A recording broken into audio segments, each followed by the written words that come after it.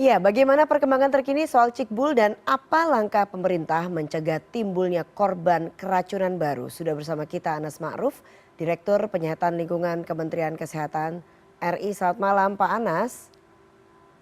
Selamat malam, salam sehat. Salam sehat selalu. Pak Anas, bagaimana informasi terakhir soal jumlah pasien akibat mengonsumsi es Cikbul ini? Apakah ada pertambahan jumlah anak yang kemudian keracunan ice smoke alias es Cibul? Ya, terkait dengan jumlah kasus, selama ini kita terus memantau ya. Terus memantau baik itu dari rumah sakit maupun juga dari puskesmas. Kita sudah punya salurannya selama ini, jadi segala sesuatu peningkatan baik penyakit maupun juga kejadian-kejadian yang lain itu ada, kita punya namanya posko untuk sistem waspada dini dan respons, atau kalau dalam bahasa Inggris kita sebut dengan Public Health Emergency of Operation Center. Nah, ini kita memantau kejadian-kejadian yang dilaporkan dari dinas kesehatan maupun juga puskesmas ya kepada kita. Nah, sampai saat ini ada 4 lokasi yang melaporkan ya. Jadi dulu pada waktu bulan Juli pertama dilaporkan, tetapi ini kasusnya adalah bukan karena mengkonsumsi, tetapi Cikbul yang belum sempat dimakan itu mengeluarkan api sehingga sempat membakar bagian tubuh anak tersebut. Nah, kemudian kasus yang dilaporkan berikutnya adalah memang dari Tasikmalaya sekitar bulan November. Itu memang ada 23 orang yang dilacak, tetapi hanya 7 sebenarnya yang mengeluarkan gejala, yaitu mual, muntah, sakit perut, pusing ya. Sedangkan yang lain tidak mengalami gejala. Kemudian juga ada laporan yang dari Bekasi itu yang tadi ditayangkan, jadi anak umur 4 tahun dan kemudian setelah makan Cikbul, sakit perut yang luar biasa, sampai kemudian dibawa ke rumah sakit Haji Pondok Gede dan kemudian dilakukan tindakan tadi. Karena ada perforasi atau ruptur atau dalam bahasa awam adalah terjadi kebocoran ya pada lambungnya. Kemudian juga ada kasus laporan dari Jawa Timur, di Jember, ya kita juga sedang pantau ini kasusnya. Nah, sampai saat ini kita sedang terus ya, setelah mengeluarkan edaran dan juga melakukan sosialisasi pada seluruh dinas kesehatan provinsi, kabupaten, juga puskesmas, termasuk juga rumah sakit, dan juga KKP dan PTKL, kita mengharapkan agar segala sesuatu yang terkait dengan akibat mengkonsumsi Cikbul ini dilaporkan. Sampai saat ini belum ada, jadi sampai tadi kasus yang tadi di Jember. Ada laporan baru di Jakarta tapi ringan dan anaknya ini tidak bergejala. Oke, Pak Anas, sementara mungkin itu laporan-laporan yang kami dapatkan dari posko PHOC. Baik, Pak Anas, mungkin masyarakat harus diingatkan kembali apa saja ancaman dalam mengonsumsi es Cikbul ini. Seserius apa sebetulnya gejala yang dialami anak-anak? Apakah tadi kebocoran lambung ini sudah merupakan dampak yang paling parah akibat mengonsumsi Cikbul atau ada yang lebih parah lagi? Iya, jadi tadi sudah disebutkan juga dalam liputan-liputan ya, dan banyak juga sudah disampaikan di berbagai media. Akibat yang ditimbulkan dari Cikbul ini adalah karena penggunaan nitrogen ya. Kalau pangannya tidak apa-apa, jadi ciki atau snacknya tidak masalah. Persoalannya adalah ketika dicampur dengan nitrogen cair. Nah, nitrogen cair ini adalah berbentuk gas yang kemudian dibekukan dengan suhu minus 196 derajat Celcius ya, dan itu tentu dingin. Nah, kemudian kerusakan yang terjadi adalah karena fisikal zatnya, jadi bukan karena zat nitrogennya, tetapi karena physically dari nitrogen cairnya yang dingin tadi, sehingga luka yang disebabkan itu karena radang dingin atau radang luka bakar yang disebabkan karena suhu dingin, atau disebut dengan cold burn. Nah, ini bisa terjadi pada kulit, pada mukosa yang dilewati oleh nitrogen cair. Karena ketika mengkonsumsi Cikbul itu belum tentu semuanya menguap ya. Kalau semua nitrogen cair yang ada di pangan jajanan tadi sudah menguap, relatif tidak menimbulkan masalah, tidak bergejala ya. Tetapi begitu di dalam jajanan Cikbul yang dimakan ini masih mengandung residu dari nitrogen, ini kemudian berisiko. Sehingga karena ini dingin dan kemudian mukosa saluran pencernaan baik mulai dari kerongkongan, kemudian lambung dan usus itu kan juga relatif lebih rawan ya. Sehingga ini bisa menimbulkan masalah dan berbahaya, bisa sampai menimbulkan perforasi robek pada saluran pencernaan baik itu di lambung maupun di usus. Inilah yang kita bahayakan. Kemudian juga menghirup uap juga relatif berbahaya, apalagi bagi mereka yang sudah punya Asma ya, sakit-sakit pernafasan gangguan seperti asma dan pernafasan. sebagainya.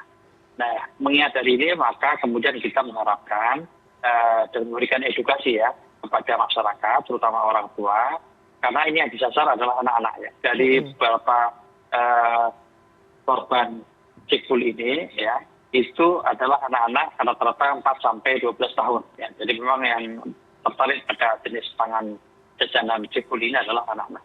Nah, itulah yang kemudian kita harapkan melalui edukasi pada masyarakat, utamanya orang tua, supaya tidak lagi anak-anaknya itu mengkonsumsi cikbul ini.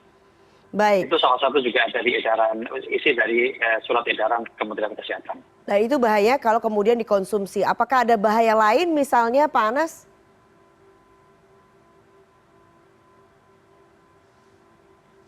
Halo. Ya Pak Anas, itu bahayanya kalau kemudian dikonsumsi dan bagi organ tubuh. Apakah ada bahaya lain Pak Anas? Ya, kalau nitrogen ini kan sebenarnya zat yang normal di udara ya. Jadi udara kita itu kan terdiri dari 78% itu nitrogen ya, kemudian 21% oksigen dan lainnya adalah karbon dioksida dan zat yang lain. Nah, sesungguhnya secara normatif itu tidak berbahaya nitrogen ini. Bahkan nitrogen ini boleh digunakan sebagai zat penolong ya, atau bahan penolong dalam pangan. Tetapi dengan catatan ketika dikonsumsi pangan tersebut itu zat nitrogennya harus nol ya, artinya sudah menguap semuanya.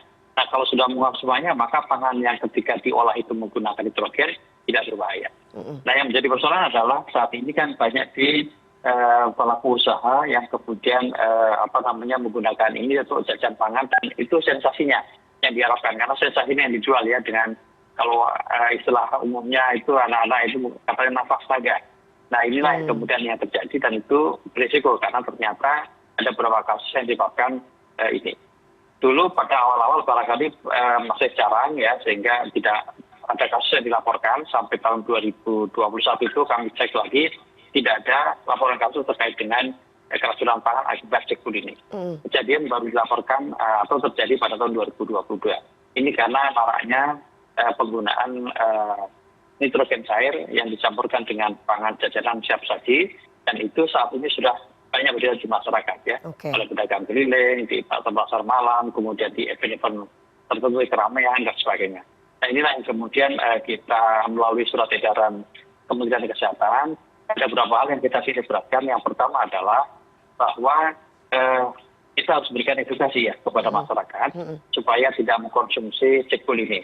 Kemudian yang kedua juga edukasi dan pengawasan kepada para pelaku usaha yang menggunakan cikbul ya, atau yang menggunakan cikbul yang menggunakan nitrogen cair pada pangan jajanan ya.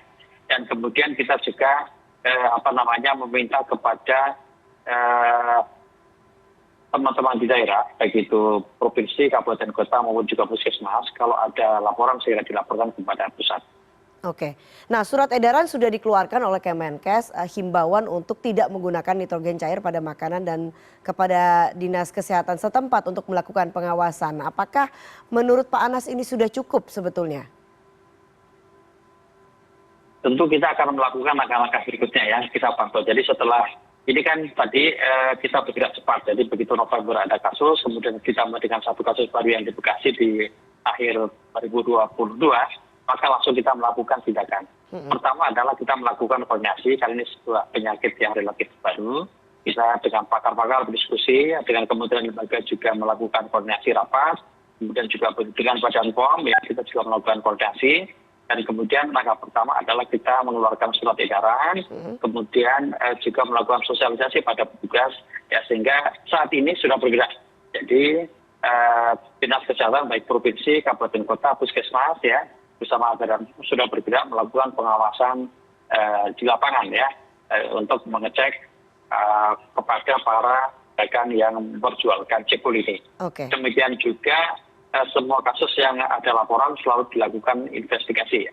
Dicari penyebabnya atau pembeliannya di mana dan sebagainya.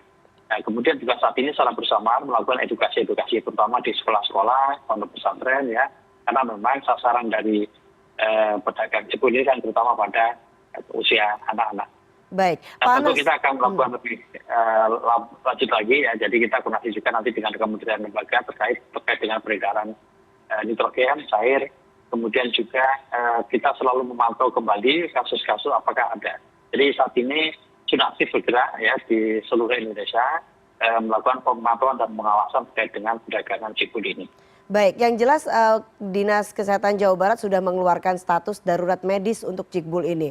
Bagaimana kemudian dengan daerah lain? Apakah mungkin idealnya seperti itu, ada darurat medis juga? Nah itu sesuai dengan aturan yang ada. Jadi kita punya Permenkes nomor 2 tahun 2013 tentang KLP pangan. Itu kewenangannya diserahkan kepada masing-masing daerah ya. Sama seperti juga KLP yang lain itu diserahkan kewenangannya kepada daerah. Jadi kita lihat dulu daerah apakah kasusnya banyak, seperti apa kejadiannya, besarannya seperti apa, epidemiologinya seperti apa, kemudian nanti kan apakah perlu status kegawat darurat dan sebagainya. Itu kewenangan dari daerah. Kemudian kalau misalnya kabupaten kota peluang antar kabupaten dan juga provinsi silakan 3 provinsi kewenangan. Nah kita dari pusat selalu memantau perkembangannya ya dan tentu akan melihat dan kemudian terus mengumpulkan data sehingga seperti apa besaran masalah terkait dengan cekul ini. Mudah-mudahan dengan langkah-langkah yang sudah kita lakukan ya dengan pengawasan ketat ya, kemudian juga memberikan edukasi baik-baik di masyarakat maupun juga pedagang, kita harapkan tidak ada lagi kasus-kasus baru terkait dengan keracunan pangan akibat mengkonsumsi cekul ini. Oke, tapi faktanya Pak Anas sudah timbul korban. Mengapa kemudian Kementerian Kesehatan tidak sekalian saja mengeluarkan larangan misalnya? Ya, jadi kan nitrogen cair ini memang diperbolehkan. Ya sebenarnya bukan bahan pangan ya, sekali lagi nitrogen ini bukan bahan pangan. Dia memang digunakan di industri, misalnya terkait dengan laboratorium, termasuk juga diperbolehkan dalam industri pangan, yaitu sebagai bahan penolong. Kalau ini dilakukan dengan SOP yang baik, ya sesuai dengan panduan yang ada, kemudian dilakukan oleh profesional, kemudian juga dengan aturan-aturan tertentu, maka ketika pangan yang diolah dengan menggunakan nitrogen, itu tidak bermasalah. Karena apa? Nitrogennya sudah nol, ya tidak ada residu yang tersimpan di sana. Ya, ini persoalannya kan sekarang ketika kemudian digunakan di masyarakat luas ya, ada pedagang-pedagang yang melakukan itu. Nah, langkah pertama kita tentu mengimbau dan merekomendasikan untuk tidak menggunakan nitrogen cair ini, terutama pada pangan siap saji untuk jenis jajan pangan ya, yang terutama di non restoran. Nah, tentu kita akan melihat perkembangannya. Oke, bagaimana kemudian terakhir Pak Anas langkah ke depannya ini untuk menghindari timbulnya korban baru kalau memang larangan memang belum akan dikeluarkan oleh Kemenkes? Iya, jadi sekali lagi saat ini kita sudah turun ke secara aktif ya di lapangan. Jadi Dinas Kesehatan, kantor kesehatan pelabuhan, puskesmas, bersama Badan POM turut lapangan melakukan pengawasan. Kemudian satu sisi yang lain juga kita tadi meningkatkan edukasi kepada masyarakat. Nah, kemudian pengumpulan data juga kita laksanakan ya dengan untuk melihat besarannya seperti apa. Dan tentu kita juga akan melakukan koordinasi dengan kementerian lembaga terkait, ya, termasuk juga Badan POM untuk selalu mengawasi. Termasuk juga kita koordinasi dengan para pakar ya terkait dengan ini. Karena kita perlu juga kajian-kajian terkait dengan ini. Apakah juga halo? Ya, silakan Pak Anas, saya masih mendengarkan. Ya. Apakah itu betul-betul hanya nitrogen cair saja yang digunakan atau mungkin jangan-jangan dicampur dengan lain dan sebagainya sehingga menimbulkan persoalan-persoalan dalam keracunan pangan akibat cekul ini. Baik, yang jelas kita tunggu langkah-langkah cepat dan jitunya agar tidak ada timbul korban baru lagi dari es Cikingebul ini. Anas Ma'ruf, Direktur Penyehatan Lingkungan Kementerian Kesehatan RI, terima kasih atas waktunya di CNN Indonesia Prime News. Selamat malam. Selamat malam, salam sehat, salam semangat selalu. Salam sehat selalu.